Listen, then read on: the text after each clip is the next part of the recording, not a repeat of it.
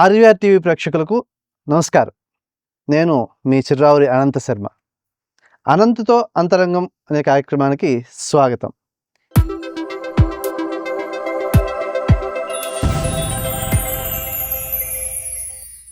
విభిన్న రంగాల్లో అత్యున్నత శిఖరాలను చేరుకున్న ఎంతోమంది ప్రముఖులను పరిచయం చేసుకునే ఈ వేదికలో మీ అనంత్ ప్రశ్నలతో వారి అంతరంగం ఆవిష్కృతం అవుతుంది. మన అతిథులు వారి జీవన ప్రయాణంలో ఎదుర్కొన్న ఒడిదుడుకులు, వారి సాధనతో సంతకం పెట్టిన మైలురాళ్ళు, వారి హృదయాంతరాల్లో దాగిన విజయ రహస్యాలను అనుభవాలుగా పంచుకుంటారు.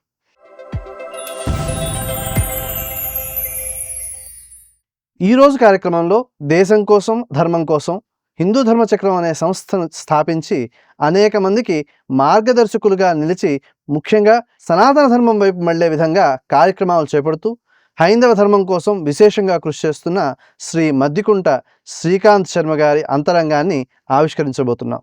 శ్రీకాంత్ శర్మ గారు, నమస్కారం అండి. నమస్కారం సార్.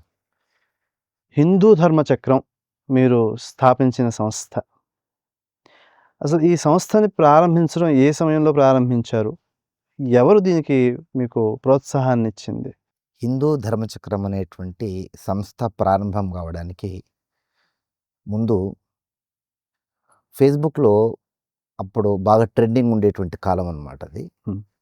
ఆ సమయంలో హిందూ ధర్మచక్రం అని ఒక ఫేస్బుక్ పేజ్ క్రియేట్ చేశాం. అందులో సనాతన ధర్మ ప్రచారము, దానికి సంబంధించినటువంటి ఆర్టికల్స్, పండగలు, పర్వదినాలు, సనాతన ధర్మ విశేషాలు అందులో రోజు ప్రచారం చేసేటువంటి వాళ్ళం. హిందూ ధర్మచక్రం పేజ్కి చాలా ఆదరణ పొందింది. అలా విశేష ఆదరణ పొందినటువంటి ఆ పేజ్ తర్వాత 2010 ఆ సమయంలో హిందూ ధర్మచక్రం అనేటువంటి ఒక సంస్థగా ఏర్పాటు చేశాం. 2010లో హిందూ ధర్మచక్రం అనేటువంటి సంస్థ. ఆ తర్వాత యూట్యూబ్, ఎక్స్, వాట్సాప్ గ్రూపులు ఇలా ఒకటి అంచెలంచెలుగా పెంచుతూ 2020 కరోనా సమయంలో మాత్రం హిందూ ధర్మచక్రం సంస్థను రిజిస్టర్ చేయడం అనేటువంటిది జరిగింది.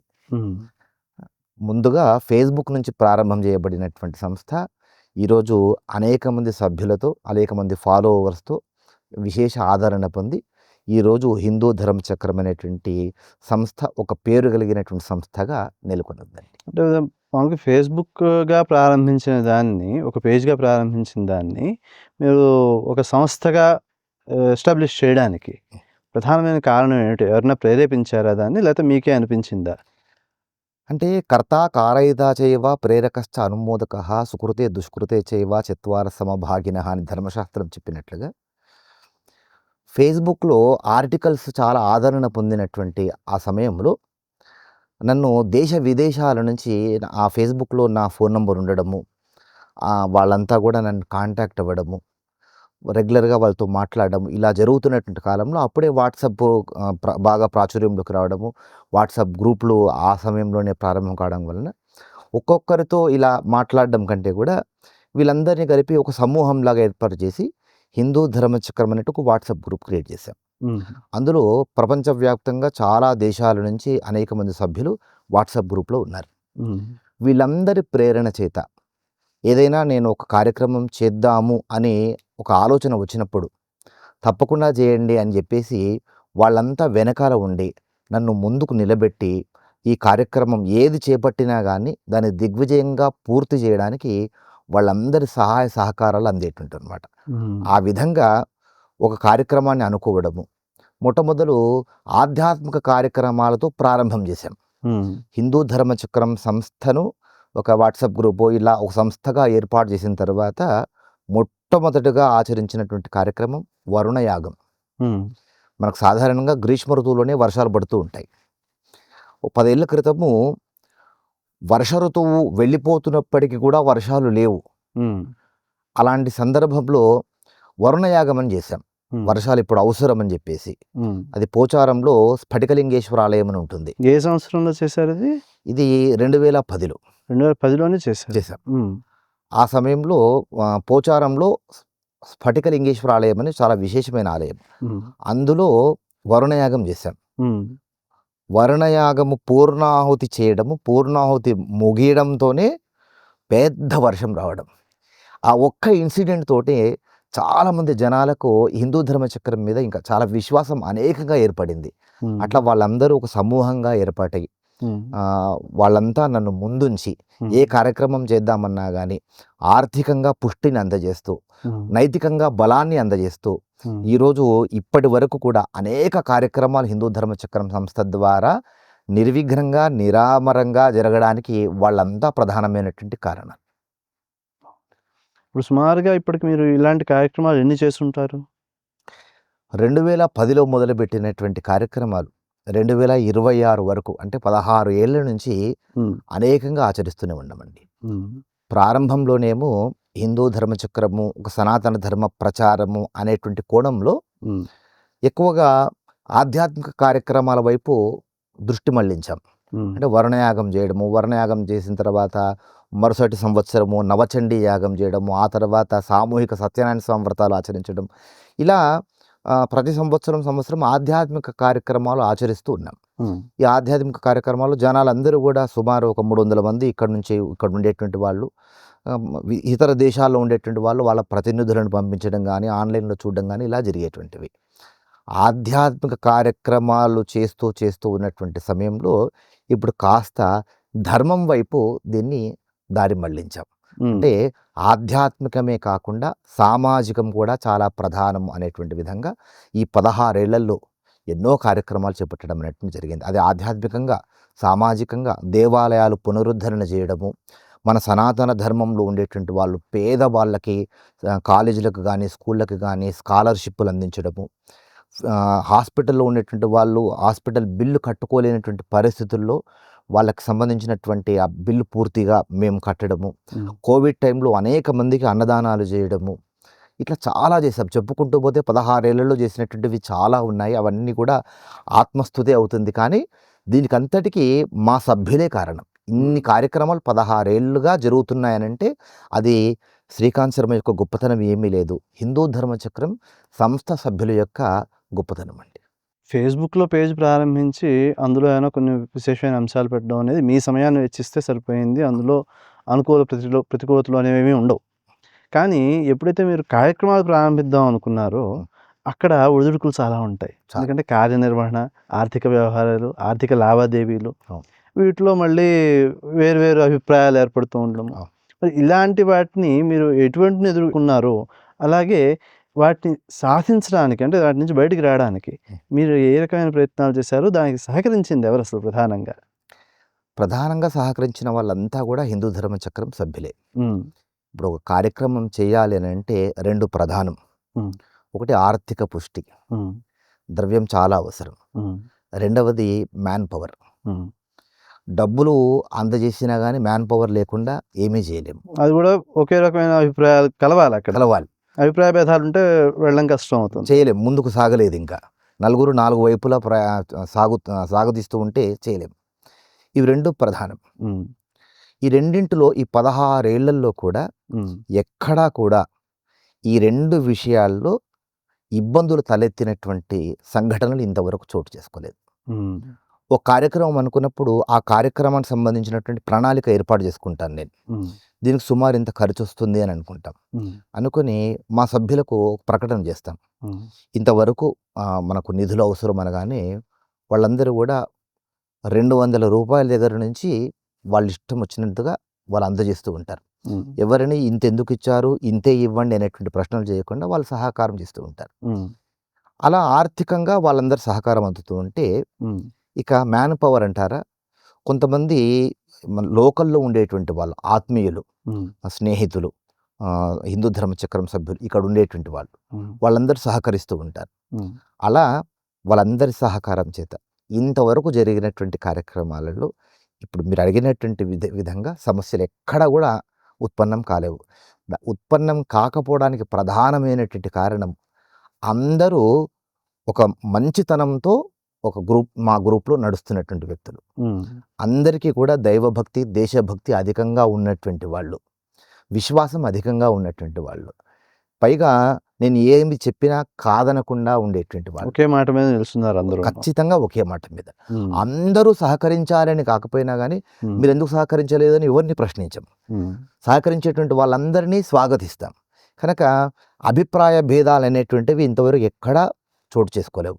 1, 2 అరకొరగా ఎక్కడైనా సంభవించినా కానీ అది తాత్కాలికంగానే అయ్యాయి. కానీ ఎక్కడా కూడా 16 ఏళ్లలో కూడా ఇంతవరకు అలాంటి సంఘటనలే చోటు చేసుకోలేదు.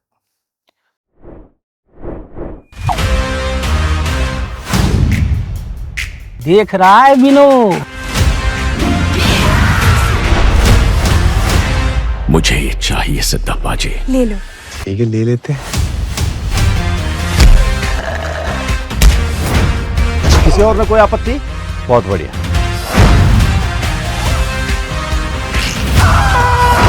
सर ये सब कनेक्टेड है। क्या कनेक्शन है?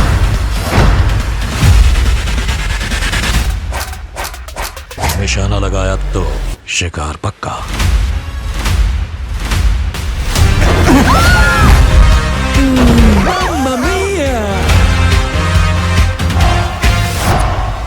इस गद्दी की गरिमा इस पे बैठने वाले से होती है। Hi, this is Rana Daggubati.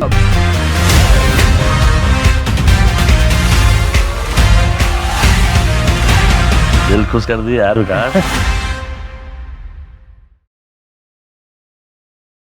ఇంత విశేషంగా కార్యక్రమాలన్నింటినీ చేస్తూ విజయవంతంగాను ఎటువంటి లోపాలు ఇబ్బందులు రాకుండా చేస్తూ సాధించిన వాటిలో మొదటిది మీరు ఇందాక చెప్పారు వరుణయాగం.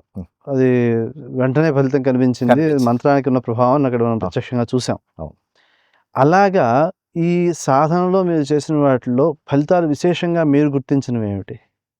దేశ రక్షణ కోసం అండి. ఉమ్, ముందుగా చెప్పినట్టుగా ఆధ్యాత్మికంగానే ఎక్కువగా కార్యక్రమాలు చేసేటువంటి వాళ్ళము. ఉమ్, ఆధ్యాత్మికే కాదు, ఇప్పుడు దేశ రక్షణ ప్రధానమైనటువంటి అంశము అనేటువంటిది గత కొంతకాలంగా మనం చూస్తూ ఉన్నాం. ఉమ్, బంగ్లాదేశ్లో జరుగుతున్నటువంటి ఘటనలే కానివ్వండి, ఉమ్, ఇతర దేశాల్లో హిందువులపైన జరుగుతున్నటువంటి దాడులే కానివ్వండి, అవును. సనాతన ధర్మంకి ఎదురుదాడులు జరుగుతున్నటువంటి ఈ సందర్భంలో ఇప్పుడు మన వంతు పాత్ర ఏంటి? దేశ రక్షణ. దేశ రక్షణ అనేటువంటిది ప్రధానమైనటువంటి కర్తవ్యం మనది. దేశరక్షా సమం పుణ్యం, దేశరక్షా సమం వ్రతం, దేశరక్షా సమో యోగో దృష్టో నైవచ నైవచ. ధర్మశాస్త్రమే చెప్తుంది. నువ్వు ఎన్ని పూజలు దేశ రక్షణే ధర్మరక్షణ అవుతుంది. అదే నువ్వు దేశ రక్షణ చేసిన దాన్ని అదే గొప్ప ధర్మరక్షణ అవుతుంది. ఉమ్, కనుక ఆధ్యాత్మిక కార్యక్రమాలు చేస్తున్నప్పటికీ కూడా ఇప్పుడు మన వంతుగా మనము ధర్మరక్షణ చేయాలి అనేటువంటి కోణంగా సుమారు 5-6 ఏళ్ల నుంచి కాస్త ప్రణాళికను మార్చుకున్నాం. ఉమ్, అందులో ప్రధానంగా మేము హిందూ ధర్మ చక్రం నుంచి ఉమ్, గట్టిగా పోరాటం చేస్తున్నటువంటి విషయం ఏంటంటే వినాయక చవితి పర్వదినాలలో జరుగుతున్నటువంటి ఇబ్బందులను. ఉమ్, వినాయక చవితి మన పర్వదినమే, ఆధ్యాత్మికమే అయినప్పటికీ కూడా అది దేశ రక్షణ కోసము, మన దేశభక్తిని ఇంకా సంఘటితం చేయడం కోసము వినాయక నవరాత్రులు అనేటువంటి భాగంగా అసలు ప్రారంభంలో ఉన్నది మనకి ఇళ్లలో చేసుకోవడమే. అవును, అందరూ సమిష్టిగా ఏకీకృతం కావాలనే ఉద్దేశంతో ఇది విశేషంగా ప్రారంభించారు. తర్వాత అందరిలో దేశభక్తిని పెంపొందించాలనే కార్యక్రమంలో తిలక్ గారు ఏర్పాటు చేసినట్టు. అవును. ఆ విధంగా ఏర్పాటు చేయబడినటువంటి వినాయక నవరాత్రులు ఇప్పుడు రాను రాను కేవలం ఒక కాలక్షేపం పర్వదినాలుగా అయిపోయాయి. ఉమ్, సుమారు 7 ఏళ్ల నుంచి వాటి మీద పోరాడుతున్నాం. వినాయక నవరాత్రులు పర్వదినంగా జరగాలి అనేటువంటి విధంగా. ఉమ్, దీనికి మా వాళ్ళందరూ కూడా బాగా సహకారంగా ఉన్నారు. 2013వ సంవత్సరం 14వ సంవత్సరం ఆ కాలంలో అనుకుంటాను, నేను నా వెనకాల ఒక ఫ్లెక్సీ కట్టుకొని, వీపుకి ఫ్లెక్సీ కట్టుకొని నా 2 వీలర్ మీద హైదరాబాద్ అంతా కూడా జంట నగరాల్లో ప్రచారం చేశాను. ఉమ్, గణేష నవరాత్రులు సశాస్త్రీయంగా జరగాలి అని నా వీపుకి ఒక బ్యానర్ కట్టుకొని సిటీ అంతా ప్రచారం చేశాను. అట్లా వినాయక నవరాత్రులు పటిష్టం చేయడం కోసం ప్రారంభం చేశాం. దేశ రక్షణ, ధర్మరక్షణ అనేటువంటిది చాలా వరకు కూడా, అంటే 100% సక్సెస్ కాలేము, కానీ కనీసము ఒక 25% అనేటువంటిది మార్పులు ఈ 10 ఏళ్లలో మేము గమనించాం. ఉమ్, వినాయక నవరాత్రుల్లో బూతు పాటలు పెట్టడము, ఉమ్, బూతు ఆటలు ఆడడము, ఉమ్, కాలక్షేపం చేయడము, ఉమ్, వినాయకుడి మండపము ఊరేగింపులో చాలా విచిత్రమైనటువంటివి ఆచరించడం. ఇవన్నీ గతంలో ఒక 10 ఏళ్ల క్రితం ఉన్నటువంటివి ఇప్పుడు కానీ ఎంత కాదన్నా కానీ ఒక 25-30% అయితే తగ్గిపోయాయి. నిజానికి వ్యక్తిగా ఇవి ఆపగలిగే విషయాలు కాదు, వ్యవస్థగా ఆపాలే తప్ప. అది ఆ వ్యవస్థలో మా సభ్యులందరూ పాల్గొనడము, ఈ వాళ్ళ పరిధుల్లో వాళ్ళందరూ కూడా ఈ ప్రచారం చేయడం అనేటువంటిది జరిగి చాలా వరకు ఎక్కడ చూసినా కానీ లేదు వినాయకుని మండపాలు ఈ విధంగా జరగడానికి వీల్లేదనేటువంటి విధంగా ప్రతి ఒక్కరూ గళమెత్తుతున్నారు. ఆ విధంగా చాలా వరకు మార్పు రాగలిగింది. అందులో విశేషమైనటువంటి కృషి హిందూ ధర్మచక్రం అనే సంస్థ చేయడం జరిగిందండి. అసలు లక్ష్యాలుగా పెట్టుకున్న అసలు ఏమిటి సంస్థకి, ఇవి లక్ష్యాలు మావి అని చెప్పుకున్న వాటిల్లో ఏవేవి అంశాలను లక్ష్యాలుగా పెట్టుకున్నారు? హిందూ ధర్మచక్రం సంస్థను 2020లో మనం రిజిస్టర్ చేసినప్పుడు వాళ్ళు అడుగుతారు లక్ష్యాలు ఏమిటి అని. అందులో మేము పెట్టుకున్నటువంటి లక్ష్యాలు ఒకటి సనాతన ధర్మ ప్రచారం. సనాతన ధర్మ ప్రచారము ఫేస్బుక్ ద్వారా కానివ్వండి, యూట్యూబ్ ద్వారా కానివ్వండి, పండుగలు, పర్వదినాలు, ఆచారాలు, వ్యవహారాలు ఇవన్నీ విషయాలు చెప్తూనే ఉన్నాం. రెండవది జీర్ణ ఆలయాలను పునరుద్ధరణ చేయడం. చాలా విశేషమైన కార్యక్రమం. అది చిన్న విషయం కూడా కాదు. ఏదో సనాతన ధర్మాన్ని గురించి ప్రచారము అంటే చాలా మంది మార్గాలు ఏవో ఉన్నాయి, చాలా ఉన్నాయి, కానీ జీర్ణోద్ధారణ అనేది చాలా పెద్ద విషయం. అవును. ఇప్పటి కాలంలో అడుగడుగున ఆలయాలు కట్టడం కంటే కూడా ఇప్పటి కాలంలో ఎక్కడెక్కడ ఆలయాలు అయితే పూర్తిగా పడిపోయి ఉన్నాయో వాటిని పునరుద్ధరణ చేయడం. మనకు ధర్మశాస్త్రంలో చెప్తారు, ఒక నూతన ఆలయాన్ని కట్టడం కంటే కూడా జీర్ణమైనటువంటి ఆలయాన్ని కడితే అది 100 గుళ్ళతో సమానం అని చెప్తారు. జీర్ణమైనటువంటి ఆలయాలను గుర్తించి వాటికి నిధులను సేకరించి వాటికి ఏర్పాటు చేస్తాం. సంగారెడ్డిలో మనకు హైదరాబాద్కు మంచినీటి సరఫరా చేసేటువంటి మంజీరా నది ఉంటుంది. మంజీరా నదికి దగ్గరలో ఒక పాడుబడినటువంటి ఉమామహేశ్వరాలయం ఉంది. దానికి మా సంస్థ సభ్యులందరము కలిసి ఆ ఆలయాన్ని జీర్ణోద్ధరణ చేశాం. ఇప్పటికి చాలామంది అక్కడికి వెళ్ళి వస్తూ ఉంటారు. ప్రశాంతమైనటువంటి వాతావరణం. అక్కడే కార్తీక మాసంలో వనభోజనాలు ఏర్పాటు చేశాం. ఎదురుగా గోదావరి నది, చుట్టూ పచ్చని పైరులు, ఇక్కడ ఉమామహేశ్వర ఆలయము చాలా బాగుంటుంది. అలా ఆలయానికి ఏర్పాటు. సుమారుగా ఎన్ని ఆలయాలు ఇప్పటివరకు మీరు ఉద్ధరించారు? ఒక 3 ఆలయాల వరకు అయితే ఉద్ధరణ చేశాం. జీర్ణోద్ధరణకు ఫండ్స్ సేకరించి ఇవ్వడం జరిగింది. అయోధ్య రామ మందిరం నిర్మాణం చేసేటప్పుడు సభ్యులందరం కలిసి అయోధ్య రామ మందిరం ఫిబ్రవరి 14వ తేదీ కోటిలో ఉన్నటువంటి విహెచ్పి కార్యాలయం ఉంటుంది కదా, వాళ్ళకి చెక్ రూపంలో అందజేయడం 2.5 లక్షల రూపాయలు అందజేయడం అనేటువంటి జరిగింది. ఆలయ నిర్మాణాలకు అందరము కృషి చేస్తూ ఉంటాం. అంతేకాకుండా మన ధర్మంలో ఉన్నటువంటి వాళ్ళు బ్రాహ్మణులే కానివ్వండి, క్షత్రులే కానివ్వండి, శూద్రులే కానివ్వండి, వైశ్యులే కానివ్వండి, మన ధర్మంలో ఉంటే చాలు. ఒకవేళ వాళ్ళు హాస్పిటలైజ్డ్ అయ్యి ఫీజులు కట్టలేకపోతే, బిల్లు కట్టలేకపోతే అలాంటి వాళ్ళకు సహకారం చేయడము, లేదా స్కూల్ ఫీజులు, కాలేజీల ఫీజులు కట్టలేకపోతే అలాంటి వాళ్ళకు సహకారం చేయడము, ఇవి ప్రతి సంవత్సరం చేస్తూనే ఉంటాం. ఇలా చాలా మందికి జరిగాయి. ఇట్లా ఇప్పుడు ఈ ఆలయాలు 3 ఇప్పటిదాకా జీర్ణోద్ధరణ చేశారు. 3 ఆలయాలకు చేశారు. సుమారుగా జీర్ణోద్ధరణకి ఎంతవరకు మీకు ఖర్చు అయి ఉండొచ్చు? ఆ ఆలయం వాళ్ళు ఒక నిధిని ఏర్పాటు చేసుకుంటారండి. మాకు ఇంత నిధి అని అంటారు. మేమేం చేస్తాము, ఈ నిధులు అది పూర్తిగా మా నుండి అవుతుందా కాదా? అవి పూర్తిగా విడిచిపెట్టేసిన ఆలయాలా, లేకపోతే నిర్వహణ ఉన్నా కానీ బాగోగులు సరిగ్గా చూడక నిర్వహణ ఉండి ధూపదీప నైవేద్యాలకు నోచుకునేటువంటివి, అసలు ఆలయాన్ని వైపు తిరిగి చూడనటువంటి ఆలయాలు, అట్లాంటివి ఉన్నటువంటివి మళ్ళీ పునరుద్ధరణ చేసి ఆలయాలు నిత్య పూజలు జరిగేటువంటి విధంగా వాళ్ళు ఒకవేళ ఓ బడ్జెట్ పెట్టుకున్నారనుకోండి, ఒక 5 లక్షలు నిర్వహించడానికి అక్కడ ఉన్నారు వ్యక్తులు. ఇప్పుడు నేను చెప్పినటువంటి సంగారెడ్డిలోని మంజీరా ఆలయంలో ఒక అర్చకుడు వచ్చి రోజు పూజ చేసిపోతాడు. ఆలయం అప్పటికి పాడుబడిపోయింది. దానికి మళ్ళీ సంబంధించినటువంటి ఆ మెటీరియల్ అంతా అందజేయడము, దాన్ని నూతన ఆలయంగా తీర్చిదిద్దడం లాంటివి చేసాం. అట్లా ఒకవేళ వాళ్ళు బడ్జెట్ పెట్టుకుంటే అది పూర్తిగా మేము అందించగలమా, అందులో ఒక పార్ట్ అయినా అందించగలమా అనేటువంటిది సభ్యులందరం కలిసి నిర్ణయం చేసుకొని వాళ్ళకి అందజేయడం జరుగుతుంది. ఇప్పుడు ఆ 3 ఆలయాలు కూడా నిర్వహణ అనేది బాగా జరుగుతుంది. ఇప్పుడు ఇవి కాకుండా మీరు సామాజిక దృక్పథాలతో కొన్ని ప్రణాళికలు సిద్ధం చేసుకున్నాము అని చెప్పారు. ఏమిటి ఆ ప్రణాళికలు మీరు సిద్ధం చేసుకున్నవి? సామాజిక కోణంలోనే ఇప్పుడు ఎక్కువగా ప్రచారం అనేటువంటిది చేస్తున్నామండి. దేశానికి కానీ ధర్మానికి కానీ గ్లాని జరిగేటువంటి సమయంలో భగవంతుని యొక్క అవతారం అవసరం. అన్ని సందర్భాల్లో ఆయన అవతారం ఎత్తుతాడా అని అంటే మనకంటూ ఒక బాధ్యతను ఏర్పాటు చేశాడు. ఇంక నువ్వు జ్ఞానేన హీనః పశుభిః సమానః అంటుంది శాస్త్రం. నీకు జ్ఞానాన్ని ఇచ్చాను, ఈ సమయంలో స్పందించాల్సినటువంటి అవసరం నీకుంది, అన్ని సందర్భంలో నేనే రావాలంటే ఎట్లా, నీ వంతు పని నువ్వు చేయని భగవంతుడు మనకు ప్రేరేపిస్తాడు. ఆ కోణంలో ఎక్కడెక్కడైతే మన ధర్మానికి ఇబ్బందికరంగా పరిస్థితులు ఉంటాయో అలాంటి సమయంలో వాటి మీద గళమెత్తుతాం. TV9లో ఒక నారదుని పాత్రను ఒక బఫూన్ క్యారెక్టర్ లాగా చూపించారు. అంటే నారదుడు ఒక గిటార్ పట్టుకోవడం, పేరుకి నారదుడు, ఒక కుండలం పెట్టుకోవడము, టీషర్ట్ వేసుకోవడము, గిటార్ పెట్టుకోవడము, పిచ్చి పిచ్చి వ్యాఖ్యానాలు చేస్తూ నారాయణ నారాయణ అనడం. నువ్వు నారాయణ నారాయణ అనకుండా నారదుని యొక్క ఎక్స్పోజ్ చేయకుండా మీరు చేసుకుంటే మాకేం ఇబ్బంది లేదు. కానీ నారదుని మీరు ప్రొజెక్ట్ చేస్తూ అపహాస్యం చేస్తూ ఉంటే దాని మీద బాగా పోరాడు. చివరికి ఆ పాత్రను తీసేశారు.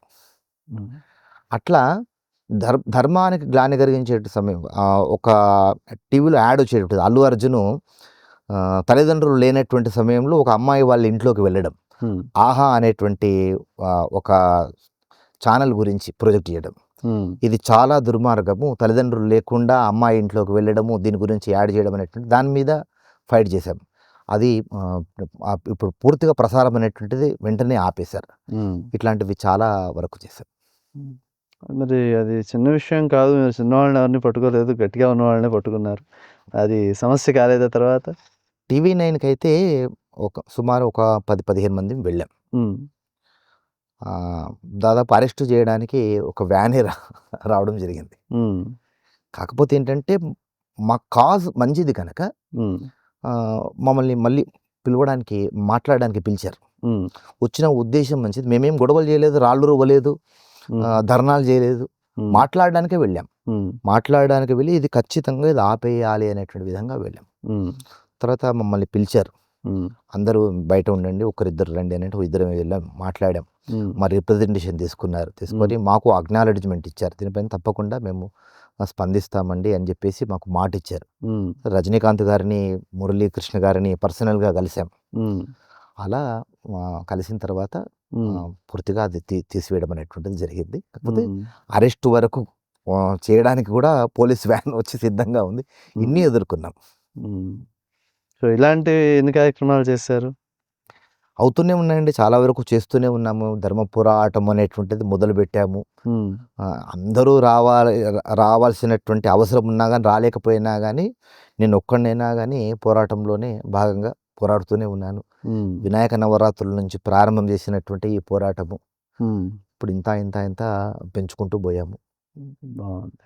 సామాజికంగా వాళ్ళలో ఆ ప్రేరణ తీసుకురావడానికి మీరు అంటూ ప్రత్యేకంగా ఏ కృషి చేశారు? ఇప్పుడు ఈ సందర్భంగా ఇది ఖచ్చితంగా నేను చెప్పుకోవాల్సినటువంటి సమాధానమే. కార్యక్రమం ప్రత్యేకించి దేనికోసం చేసింది మీరు? దీనికి ఒక పేరు పెట్టుకోలేదు ఇంకా. విశేషంగా ఒక సంస్థ ముందరకు వెళ్ళాలి అంటే ఆర్థిక పుష్టి అనేది చాలా అవసరం. చేయలేము, శక్తి సరిపోదను, భగవంతుని దయ వలన కార్యక్రమాన్ని ఇంకా విజయవంతం చేయాలి అంటే ప్రచారం అనేది చాలా అవసరం. ఇలాంటి కార్యక్రమాలు అన్ని ఛానళ్ళు టెలికాస్ట్ చేసేటువంటి పరిస్థితుల్లో ఇప్పుడు లేవు. కొద్దో గొప్ప వేళ్ళ మీద లెక్క పెట్టుకుంటే కనుక మొట్టమొదటిగా చెప్పుకోవాల్సినటువంటి ఛానల్ ఏదంటే అది RVR ఛానల్ అని చెప్పుకోవాలి.